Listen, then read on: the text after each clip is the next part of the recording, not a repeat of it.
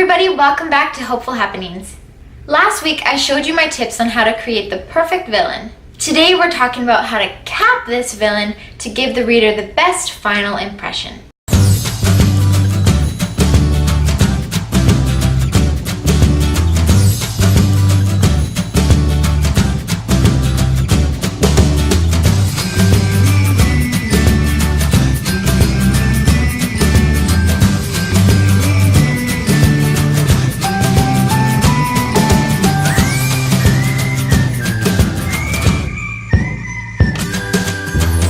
Number 1. To kill off your villain properly, you first need to consider the audience and the genre. Obviously, if your audience is kids, then it's not going to be such a gruesome death, whereas adults, you can go into more details.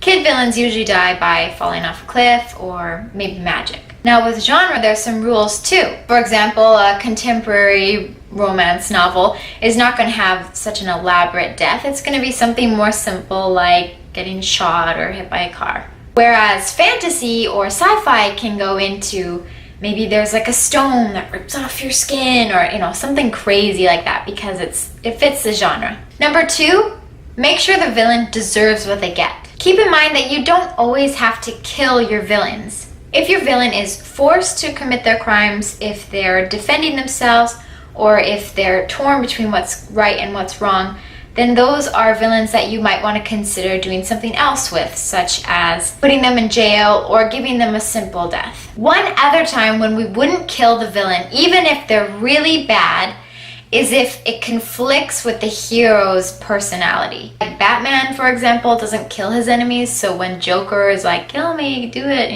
he captures him instead. That way, even though the villain is pretty bad and he could have died, he deserved to die, it would have caused a conflict with the protagonist, so the writer decided not to do that. We usually save gruesome deaths for villains that have committed massive crimes with no mercy. Like the truly crazy ones, like this guy.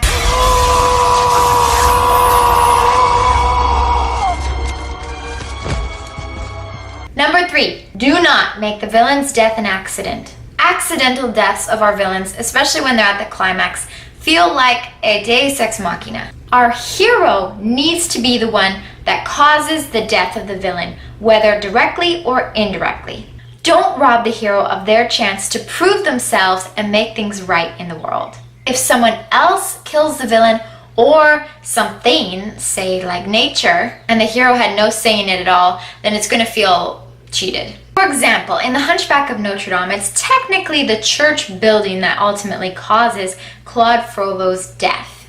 But it's because of Quasimodo that he's there in the first place, so it works. If he was walking on the church roof and then just got struck by lightning and died, especially if he was walking towards, killing Quasimodo, then that would be a deus ex machina. Number 4, avoid cliches. If you can make it more creative, then do it. If you can't make it more creative, then add your own new spin to it and make it less predictable. Number 5. This is the secret sauce to destroying your villain. After hearing this, you will never be the same. Are you ready for it? Let the villain's power or strength be the cause of their downfall. This is pretty well how every villain in books, movies, games gets taken out.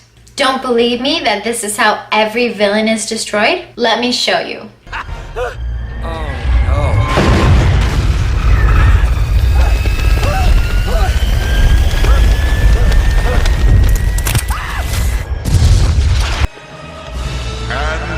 Smite the wicked and plunge them into the fiery pit.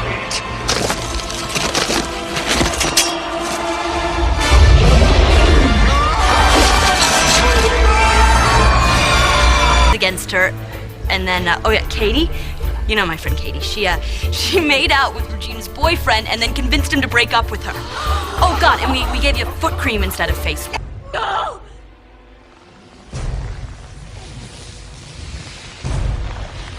What have you done? What have you done?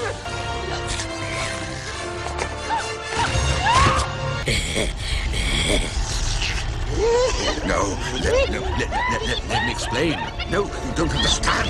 No, I didn't mean Wait, no, no!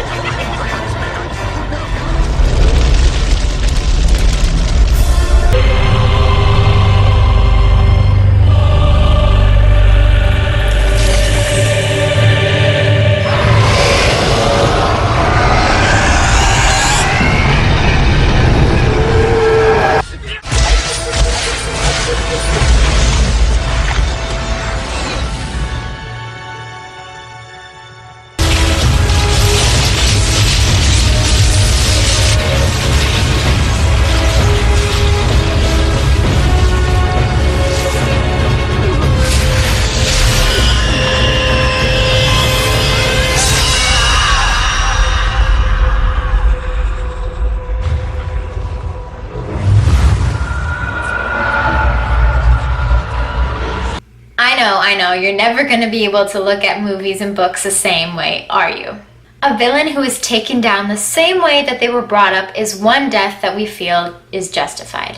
I hope these 5 tips help you bring down your villain in a satisfying, epic way that's right for your story. If you're new to my channel, please support me by subscribing down below. Thank you so much for watching. We'll see you next week. Bye!